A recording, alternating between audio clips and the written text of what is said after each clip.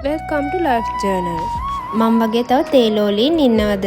ඔන්න ඉතින් උදෙන්ම තේ එකක් බීලා උදෙන්ම කිව්වට උදෙන්ම නෙමෙයි නැගිටිද්දී දවල් වුණා. මට කරන්න ඕන වැඩ ටිකත් මම නෝට් ඩවුන් කරගෙන ඊට පස්සේ පොඩ්ඩක් වැඩත් කරලා ආච්චිම උදේට කන ඉන්දියාප්ප හදලා තිබ්බා. මං ඉතින් උදේටයි දවල්ට දෙකටම අල්ලලා ඉන්දියාප්ප කාලා ඊට පස්සේ ඔය ඉතින් අපේ ආච්චි අම්මමට ගෙනල්ලා දෙන දේවල්. ඔය තියෙන කිරියා මට ඔක හම්බුනේ දන්සලකින්. ගෙදර ඉඳන් දන්සල් වඳින්නත් පින තියෙන්න ඕනේ ළමයි. හොඳටම වහිනවා. බලන්නකෝ වුණාට ෆෝන් එකේ වෙද එකේ ඇත්ත වෙද එකේ තියෙන වෙනස. මම පොඩි ගමනක් යන්න ලෑස්ති වුණා. අපේ ගෙදර කට්ටිය නම් මං කොහේරි යනවා කිව්වම හරියට සතුටු වෙනවා. මොකද මං ගෙදරට වෙලා ගියේ ඇතුළෙම ඉන්න ළමයෙක් නිසා. ඔන්න ඉතින් ගියේ මගේ යාළුවා ආවා මට පොත් වගේක් දෙන්න.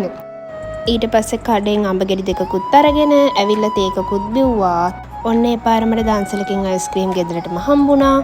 ඊට පස්සේ අපේ ආච්චි අම්මලා තරම් බලන්න ගියා. මම නම් ගියේ නෑ. මම වැඩි ඒ සද්දේ මට දරා ගන්න අමාරුයි. ඔන්න පාන් දන්සලක්.